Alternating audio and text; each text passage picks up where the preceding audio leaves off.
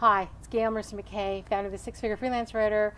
So this week my video blog is about how to connect better with your buyer and how to build a long-term relationship with them. And I was talking to Colin, one of our writers, earlier this week. He was doing some blogs and asking me about the content of the blog. And I said, Colin, it's not about the blog, it's about the lead. So let me explain a little bit further.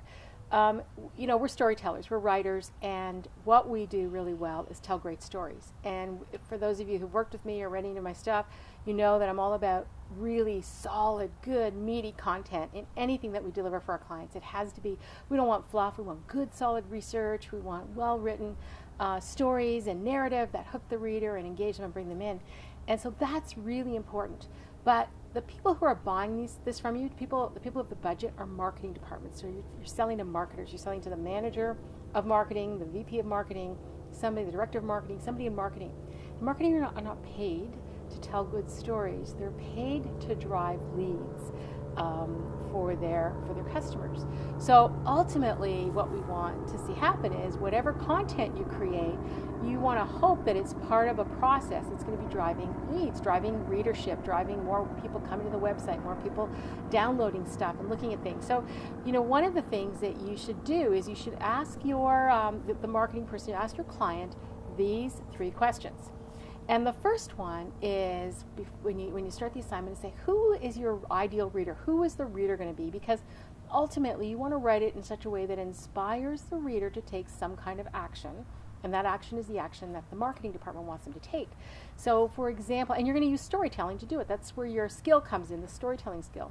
So, for example, if we were to talk about the story Little Red Riding Hood. So Little Red Riding Hood, it's a great story. Everybody knows it. Parents read it to their children. But it's all about the danger of straying away from home and going off into the woods and talking to strangers. It's all about the danger that kids need to be aware. And so that's the message that parents are using when they use that fairy tale and they read that fairy tale to their children. They want their children to learn to be aware. The action that they want their children to take is not to stray off, not to go into the woods, not to go with strange people, or to talk to strangers. So that's what you want to embed in that story, that blog posting or that ebook or a customer case study, whatever it is that you're writing. You want to tell the story, but you want to embed the lesson in there that inspires somebody to take an action. That's the first thing. So you want to talk to them and get really clear on who their reader is, who they want to read this. The second thing you want to ask them is say, well, tell me about your closed loop process and nurture marketing. And you want to use some of their language so that they know that you understand the pain that they're in, the things that they have to solve for. And you'll be surprised. A lot of marketers are so busy and get so caught up in the day-to-day of their work that they may not even have the closed loop process or the nurture marketing process defined yet. And so that enables you to have a good conversation with them. I want this digital asset I create for you. I want it to be meaningful. So let's make sure it's fitting in right into your process.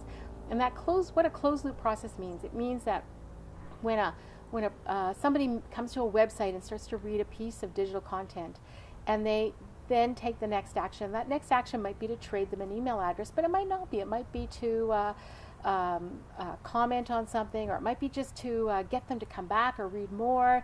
In different stages of that customer relationship, it's just like dating, right? In different stages, you want the reader, the person that you're dating or trying to woo or date, to be doing or acting on certain things. So that closed loop process is the process that the prospective customer goes through until you close the loop. You finish out. They're either moving into your funnel as a potential buyer, or maybe they're moving out because you've realized that you've qualified them and they're not really a good buyer at all. And not everyone's going to be a buyer. And then the nurture marketing piece is once you get that customer in, the ongoing marketing. And that's where you guys can shine and get a lot more business, because if they don't have a good nurture marketing process, and that's continuing to give them good free content, you can write some of that content for them. Just say, once you get this and you get them in, you can't just abandon those prospective customers, Mr. and Ms. Marketing Director. You need to make sure you've got a solid nurture marketing process, and I'd be happy to help you write some of those emails. I'd be happy to help you write some additional documents that you can use in the nurture marketing process. Let me help you. And so that's the second question. So the first one is who is the reader? And the second one is, Once that reader comes, what's the closed loop and the nurture marketing process to keep them connected with you? And then the final question, or the third question that you can talk to them about, is when we get to the end of the blog, if we're talking about a blog, when the reader gets to the end, what's the action you want them to take? What's the call to action? Because it's going to differ. With some, it's going to be download this, we want your email address. With others, it's going to be sign up for a webinar. With others, it might be we want them to make a comment. We want them to comment on the blog, encourage them to make comments. We want them to like us on Facebook. We want them to sign up, subscribe to our LinkedIn page. We want them to follow us on Twitter. All kinds of different call to actions depending on where the prospective customer is in the buying cycle. So the three things that you really want to think about and talk to your prospective client about is, who are you writing this for? Get really clear on that. What's their nurture marketing, what's their closed loop process and their nurture marketing process? And the third one is, what's the real call to action?